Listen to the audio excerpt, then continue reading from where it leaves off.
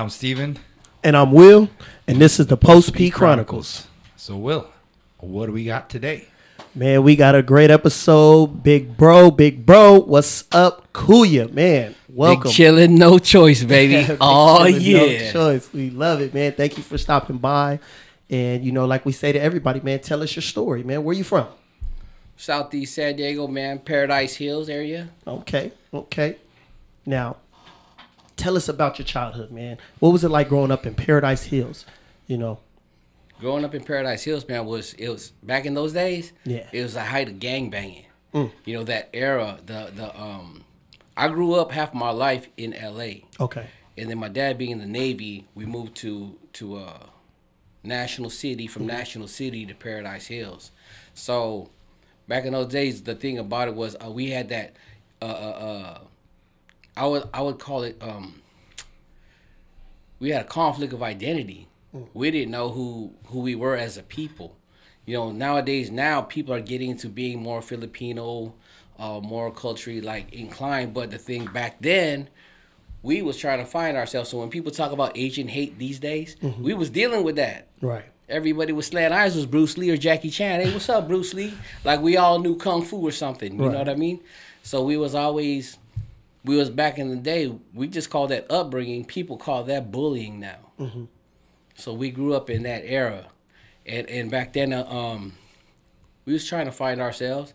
Like you had mentioned, okay, Skylar area, this is Bloods. And then you had your Filipinos. We was Bloods and Crips. Right. You know, but... Now, what time was this? You know, because you look kind of young, but at the same time, what era did you grow up in? How old are you? I'm 50, bro. 50? Man, I don't believe it, man. Stop playing. Where your birth certificate at? That's the thing. It's like going to prison, man. It's like being put in a pickle jar. You get preserved. Man, you know, prison preserves. That is true. Prison preserves because we got 3 hots in a cot. You ain't got to worry about, you know, what you're going to eat, what you're going to do. You're on a program. It's when we get out here on the streets. But the sad part about it is people be on the streets experiencing freedom, but mentally they're in prison. You know what I mean? So I like to help out with people who are dealing with those type of situations where they don't have nobody to talk to. Okay. You know what I mean? Yeah, definitely. So let's go to your childhood. So you grew up in Spring Valley. You know, Paradise Hills, baby. Oh, who said that? Come on now. Who said that? Oh, my goodness. Correction. So you grew up in Paradise Hills. And what school did you go to? I went to Bell. You went to Bell. Then I went to Morse for half a semester. So tell us about that. How was it growing up? Going to Bell, going to Morris. What was that like? Being the minority. It was cool. It was cool. But I was coming from L.A. So when we moved there, you know, I had one guy who automatically took me under his wing because we was altar boys at the same church.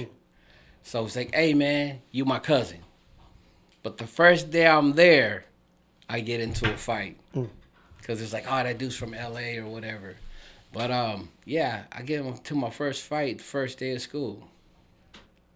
It was a quick one. Did you win? No, man. Oh, man, you could have lied. I wouldn't have said nothing about it. Yeah, but you know what? You don't win all fights. That you don't. You do not. It was a quick one. He said, what's up, man? What you looking at? Bam! I'm like, oh, shoot. I'm good. Right. Now, what lesson did you learn from that? Hey, man, you just got, you know, in that situation, I'm the new person. I wasn't going to flex. I wasn't full on into my gangbanging at that time, you know what I mean? Right. But when I got into that stuff, I was a force to be reckoned with. That's all I got to say about that. You know what I mean? Most definitely. So when did things start to change? Because you said you got into gangbanging, and when you came, it seemed like you wasn't really, you know, tripping just yet. So when did things start to change? Was it something in your household? Was it the community that you grew up in? When did things start to take a turn for the worse? When drugs got involved. Back then, it was, you know, for Filipinos at the time, the epidemic was the meth. They call that shabu, right? What? They call it in the Philippines. In the Philippines, it's a more purified. They call it ice here. Yeah. Shabu in the Philippines. That cost, you know, that was depending on the batch, but that was my vice. Alcohol and meth. And what age did you get into meth? Shoot. I would think I was first exposed to it at like 15, 16 years old. Mm. Weed was like earlier, 12 years old. But meth is something that really had a stranglehold in my life. You know, I did it for like 7 years straight before, all the way up until I got incarcerated. Now this time you're 12 years old, you're doing weed, and then 15, 16 you're doing meth. What are your parents thinking, or how are they reacting to the situation? Are they just completely clueless because they're just trying to get by? They were completely clueless the whole time. So it's like, you know, my dad was in the Navy, so he'd be on, you know, Westpac and stuff like that. And I see it now with parenting now, being a parent. It's like we can't watch everything they do. We just hope they're making the right decisions with what tools we've given them. And it was like, all I can say is back then they did their best with what they knew. Right. No, definitely. So basically, so it sounds like it's your parents. You're not blaming your parents for anything. They tried. You grew up in a good household, but it was more so the drugs that pulled you into that lifestyle. Yeah. And, you know, like I said, we came from another place. Right. So it's like trying to be accepted. You know what I mean? Trying to be cool or whatever, trying to fit in. And so that kind of led you down the road to like, yo, man, I got this. You want some? And just the spiraling of trying to be accepted, trying to be cool, you know, led down those roads. But the gangbanging just put like that extra dub into it. Right. So let me ask you this. You're doing the drugs. You say it was hard to get accepted, but it sounds like at some point you were accepted. You were forced to be reckoned with. So you was more than accepted. It sounded like you were a leader. You seemed like you had a lot of leadership qualities, unfortunately, in the wrong way. So, it's true. You know, unfortunately, it's true. Because just because you're a leader doesn't mean we're always leading in the right way. Right. Not using it for good all the time. Not always using it for good. And at this time, it's just a transition. At this time, that's what it was. You know, you were leading the pack. So how did that look? I know you got stories. I can see it on your face. It you know, being the leader, it put a target on your back. Right. You know, so I pretty much came from LA style gangbanging. Right. It wasn't about like fist, you know, throwing them hands. It's like we brought guns into play, and that's when things changed. Right. It was like, man, we ain't even gonna scrap these fools. We were probably the smallest gang out there, but when we came with the heat. Right. And like I said, it's like, you know, putting yourself in them situations, you put a target on your back. And so when people would I wasn't really much for writing on the walls. Right. Tagging and stuff, but I'd cross everybody out and just put my name, you know. So they didn't see the taggings on the wall in my own neighborhood, so they would write it up there and cross me out with the tombstone. That's how bad it kind of got for me. Okay. So 15, 16, let's go to 17, 18. You've been in it for a couple years now on an everyday basis. What is your life looking like at this point? That's when I had to like leave. I around that time is I ended up in the Philippines trying to straighten out my life, you know, people shooting at my house, death threats and all that stuff. So now, was that your parents' decision to get you to the Philippines? Yeah. What ended up is I don't even know why I believed it at that time. You're only going to be there for 2 weeks. Right? 2 weeks became 2 months. 2 months became 2 years. So I'm there 2 years.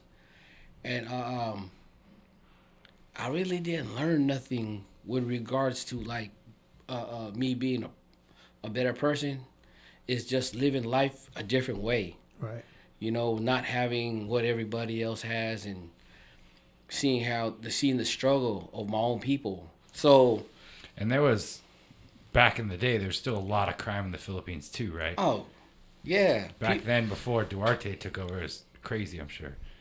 See, what people don't know is he stopped even though it sounded like he was, you know, the boogeyman. Yeah, he stopped a lot of He crime. stopped a lot of crime.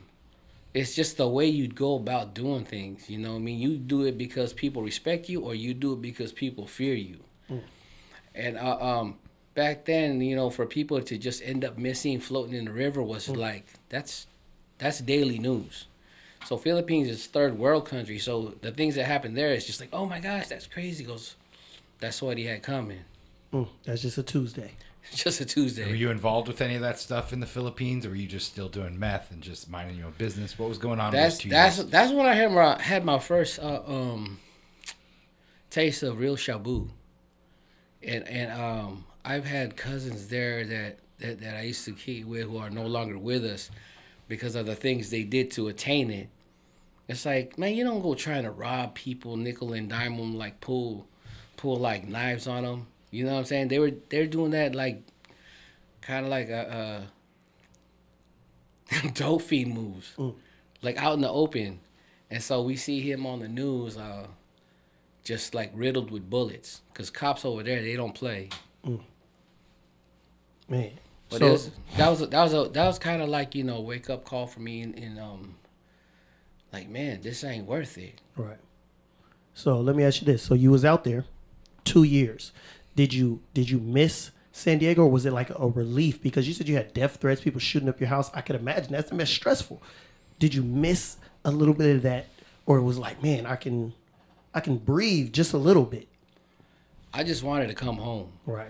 The death threats and all that wasn't. I mean, I was in that was like every day. That's normal for It's you. normal. So that wasn't the stressful part about anything. It was like that was part of the life back then.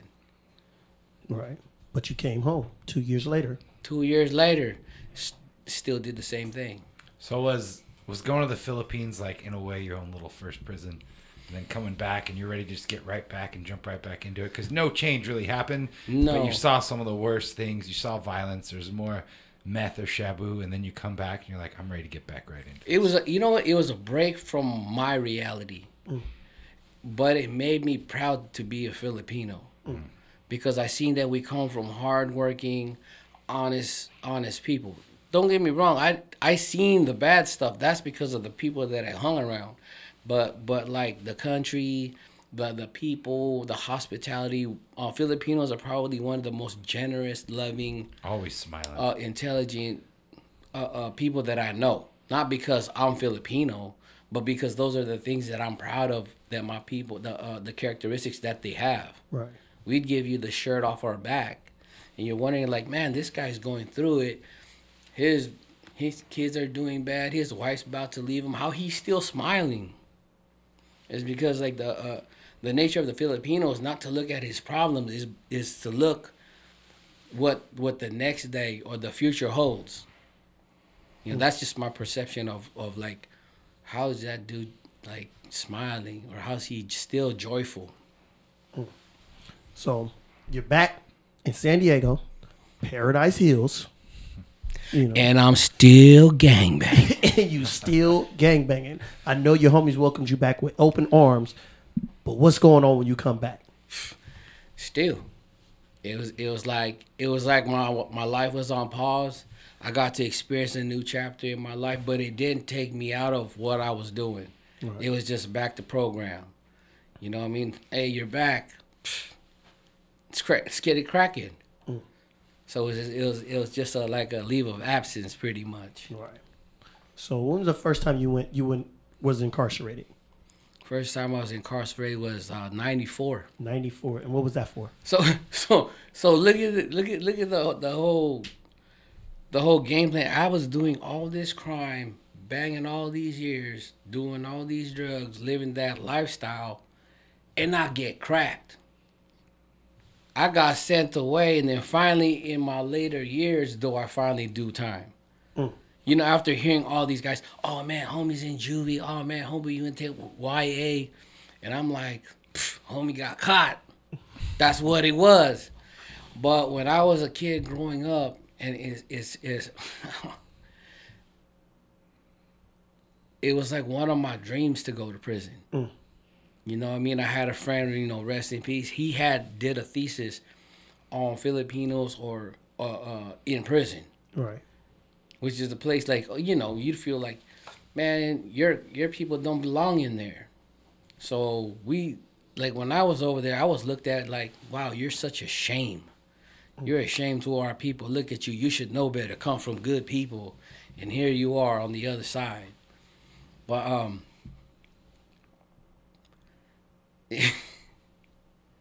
it's just crazy that later on, when people start getting their lives together, you start seeing your friends graduate, and your graduation is going to prison. Because you was, what, 29, 30?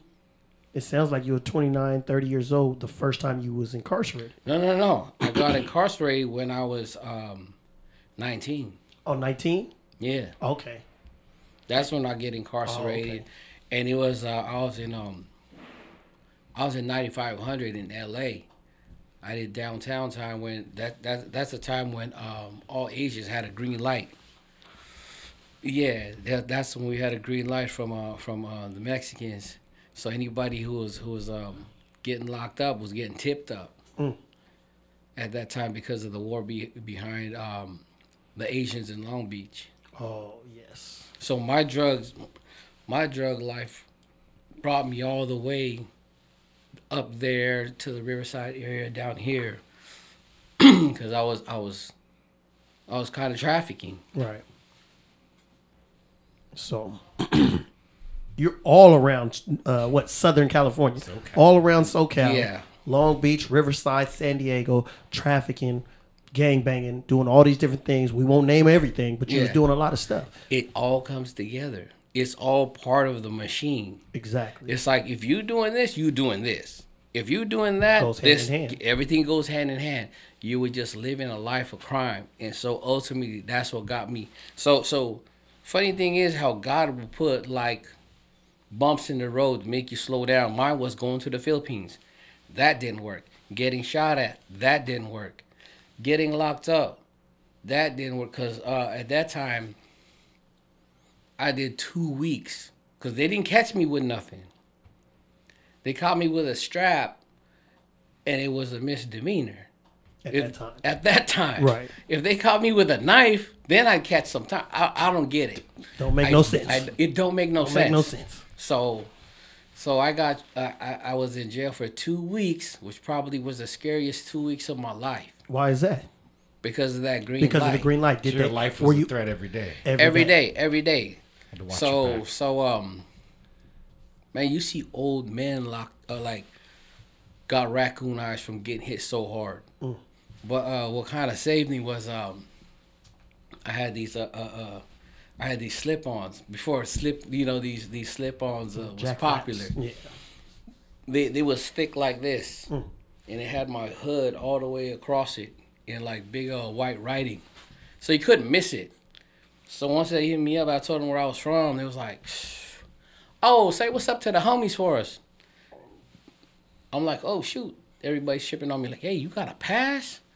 And I just told them where I was from, and so that 2 weeks should have woke me up. Was it because you was from San Diego? Or LA? It was because the gang I was from. Its origins are from L.A. Oh, okay. I brought it down here. Okay. So it kind of saved me, but what I should have took as a eye opener just led me down the path like, oh, I'm untouchable now. So when I get out, oh man, I just go 100 again until I finally catch this case where my brothers get locked up. Then my other brother gets locked up. And then I got locked up in the same week. All three of us. For different reasons? Huh? For different reasons? All for different reasons, but gangbanging. Of course. Man. So how much time did you do, and what were you incarcerated for? So at that time when I got locked up, they had me for controlled substance, for firearms, intent to sell, carjacking, and robbery. Litany of charges. So they hit me with the initial 27 with an L. No. Carjacking does that. I didn't have I didn't even have a prayer, bro. You know what I'm saying? Right. I said, you know what? I did this by myself. I'm gonna write it.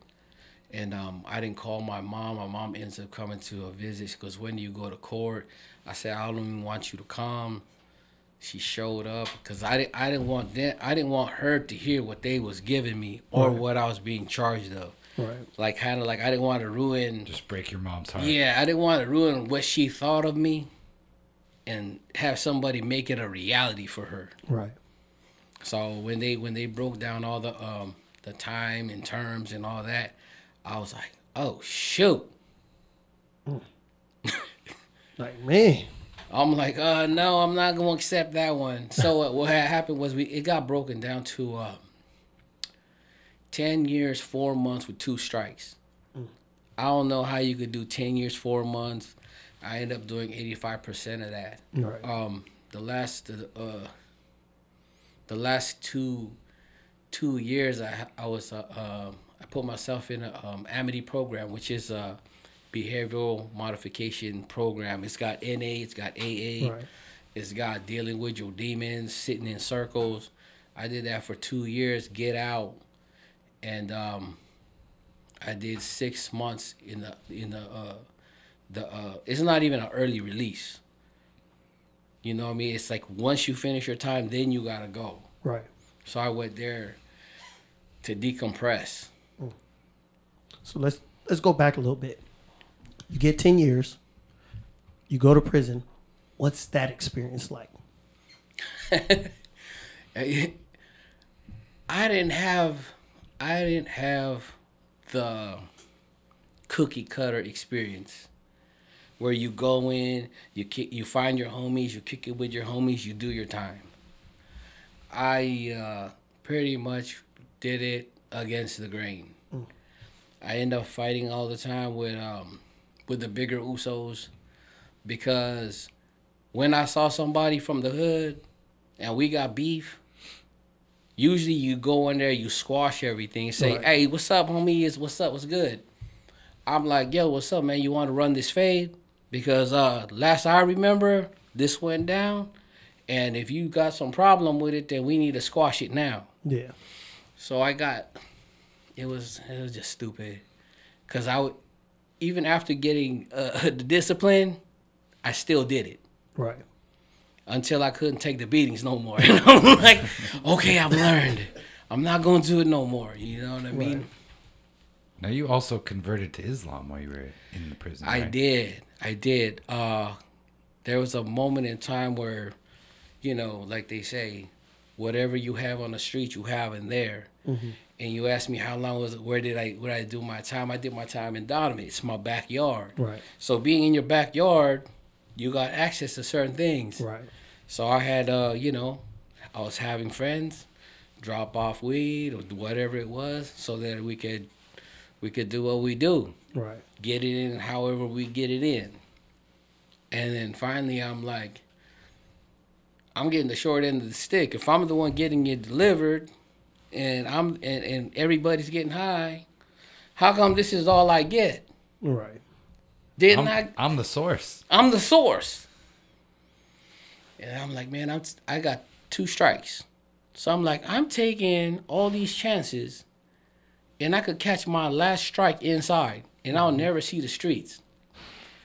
That was one of those moments where you're in darkness, and you're like, you see that flicker.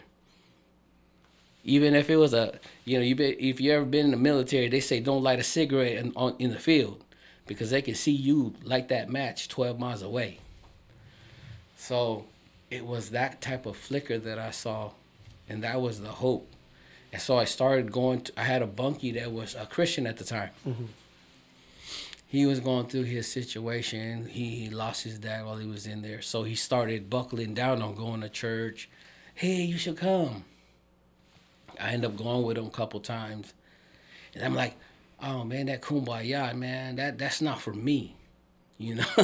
I'm not trying to be raising my hands and singing and all that stuff.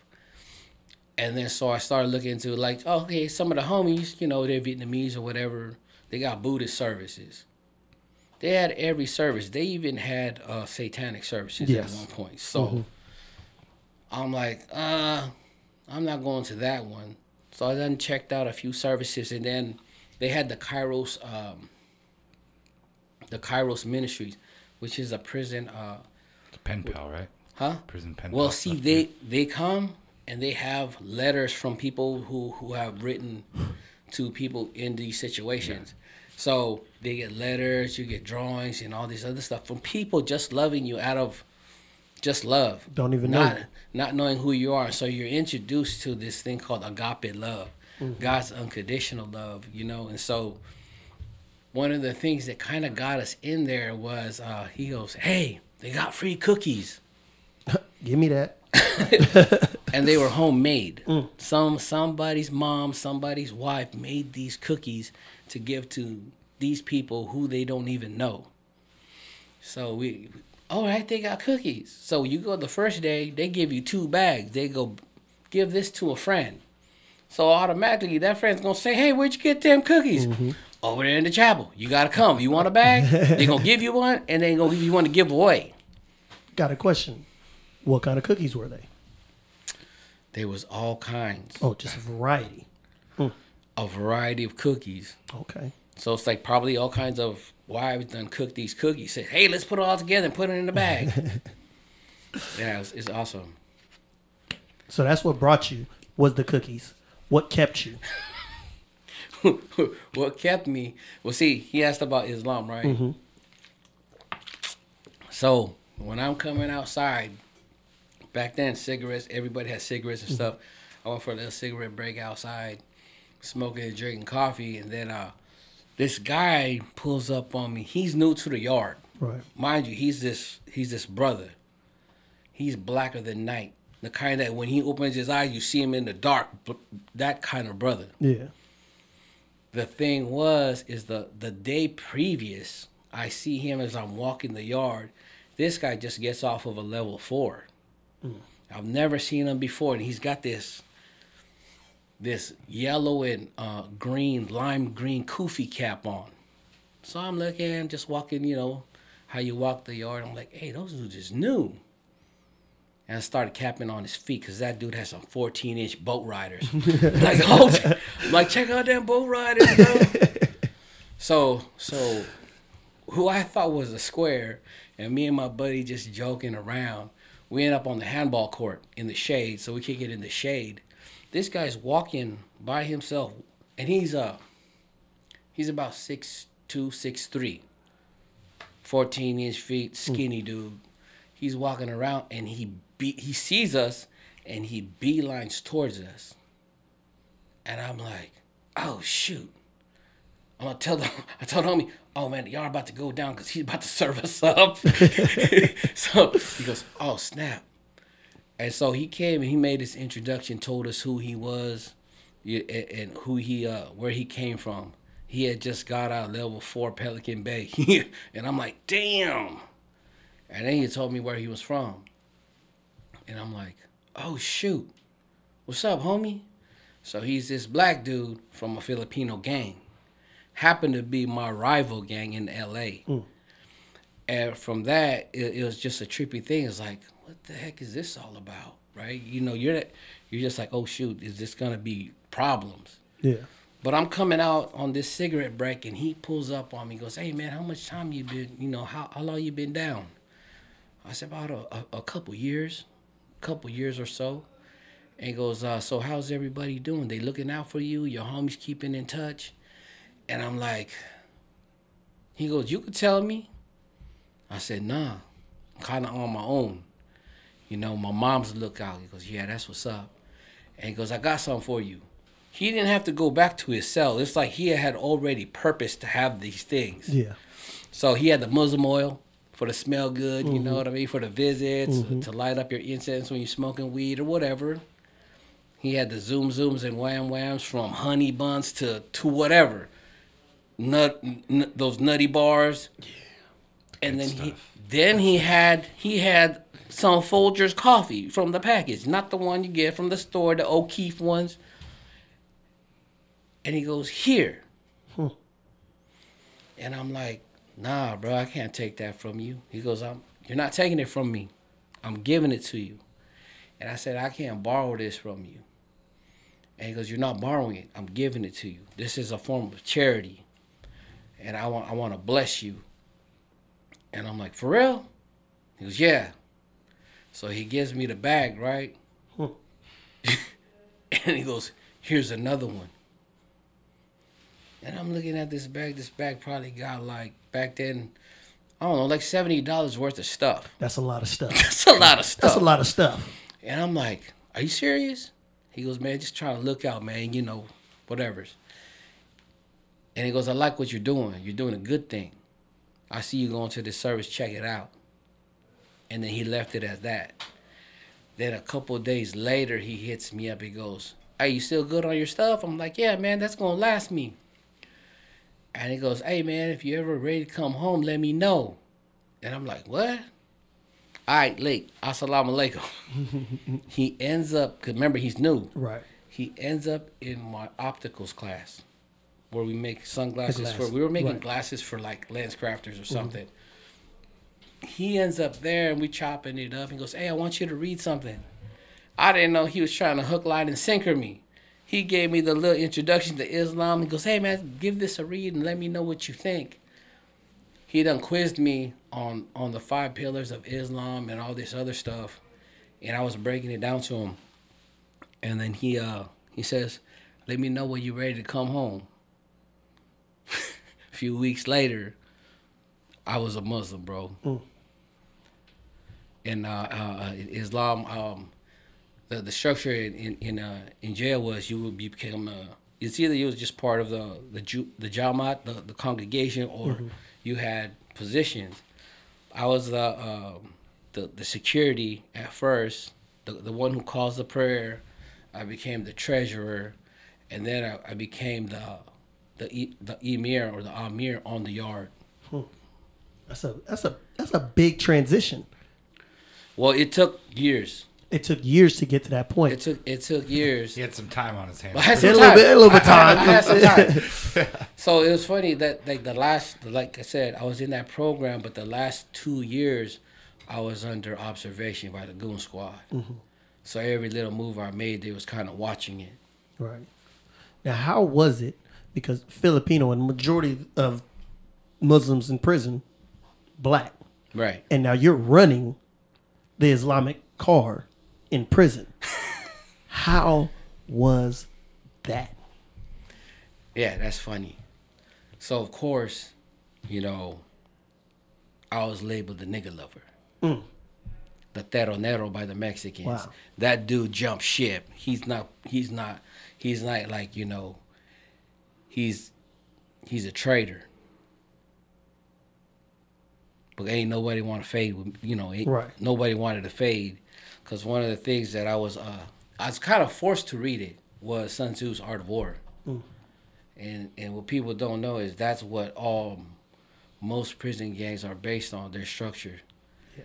And so when we walked in formation, I was always 2 in the front, me in the back.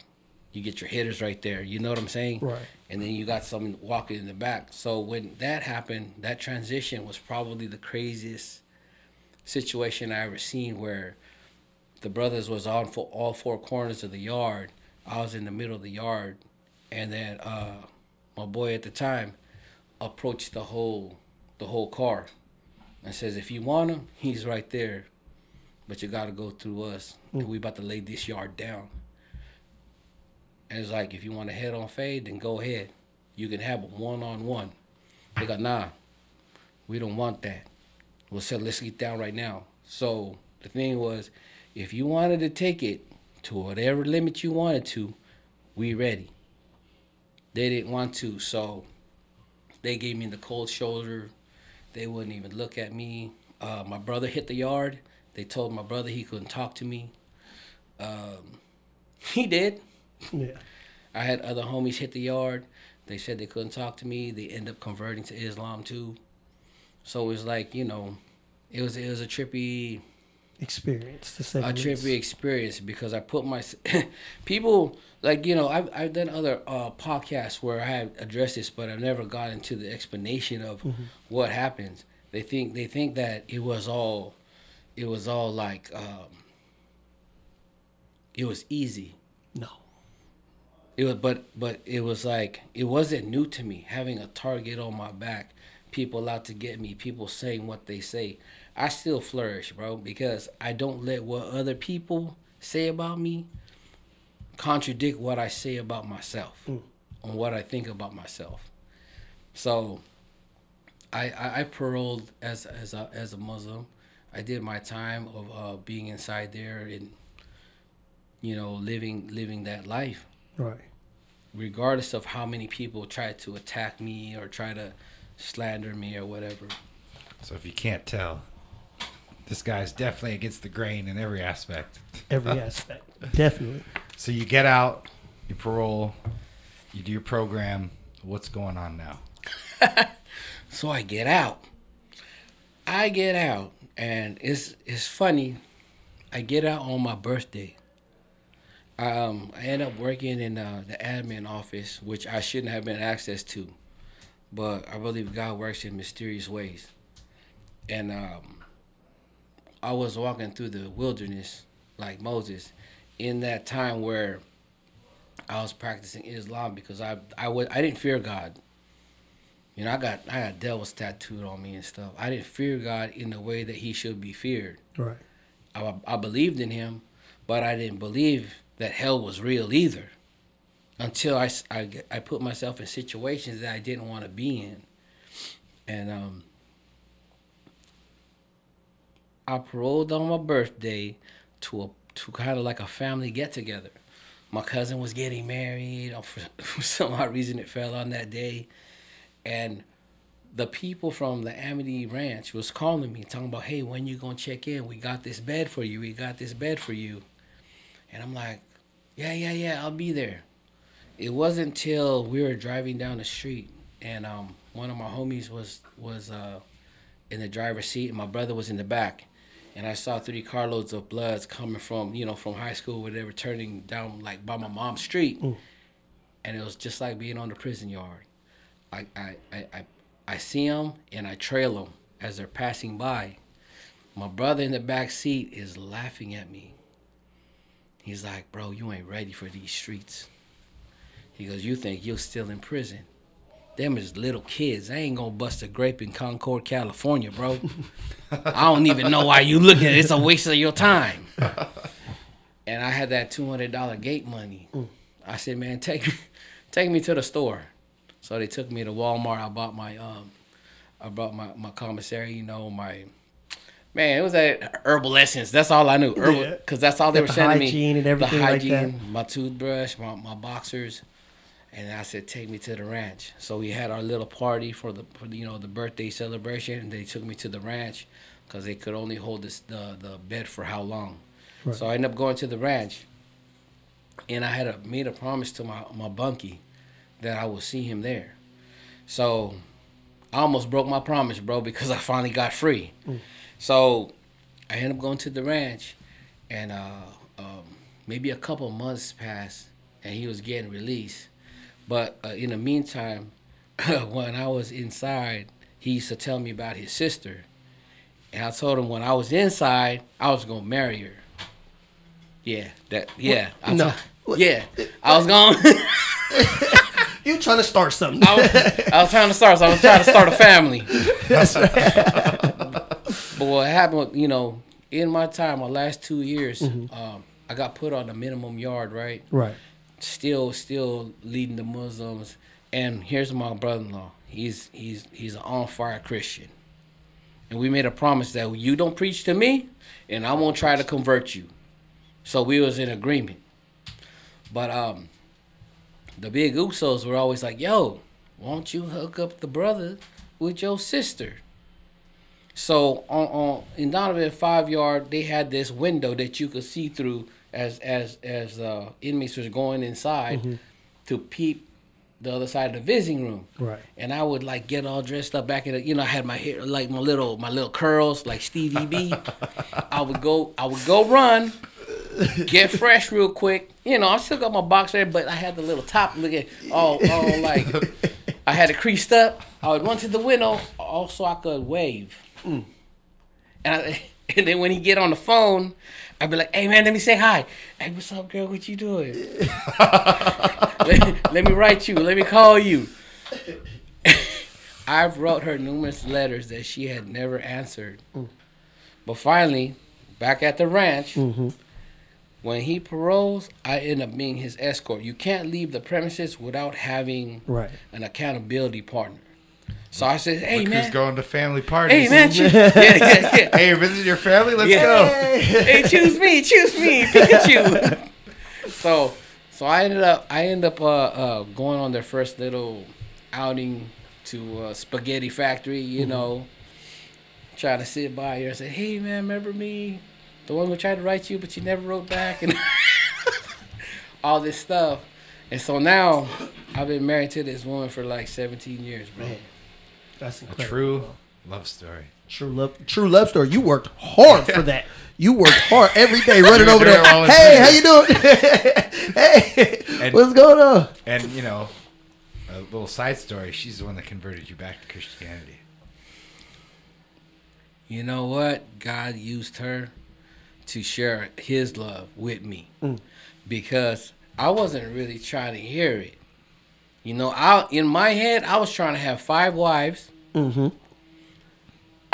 all different cultures. I thought about that one. You're bringing all this love and stuff to the house.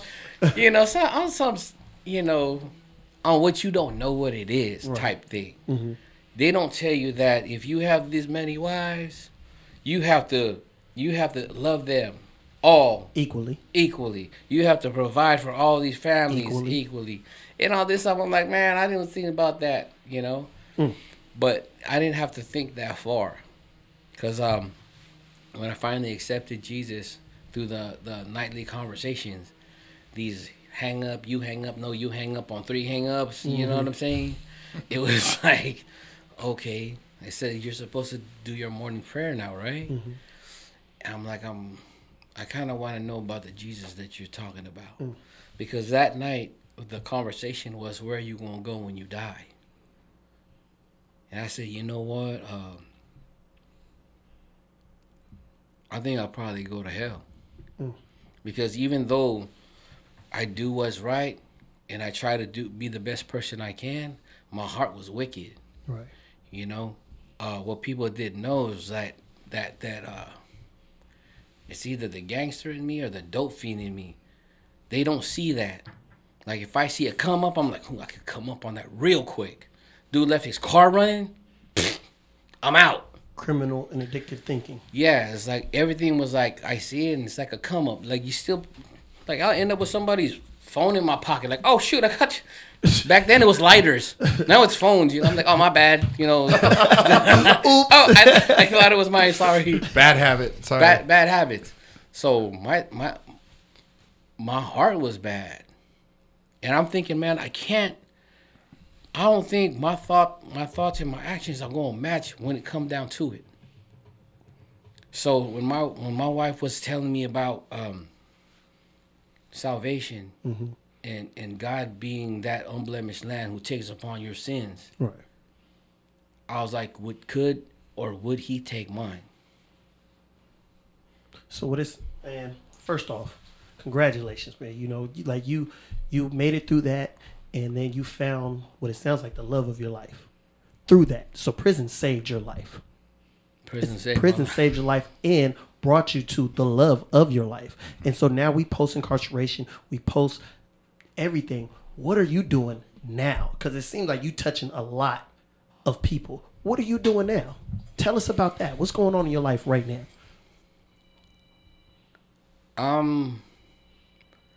I try to be, what I'm doing is, people like to focus on my tattoo shop. Okay. You know, because that's my job. Okay. But they don't know is that through this tattoo shop and through the tattoos that I do, it funds other things in the community. You know what I mean? Like, I'm part of a board of directors for a thing called Team Only Stronger for sexually abused and abused children.